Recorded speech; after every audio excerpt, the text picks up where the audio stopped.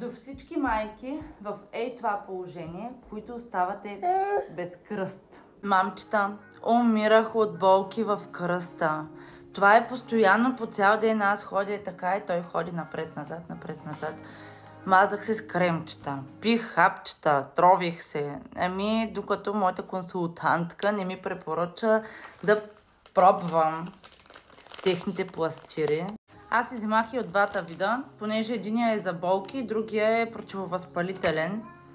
Вътре има 5 листчета е такива, които миришат невероятно силно на ония загряващи кремчета, които имаме вкъщи.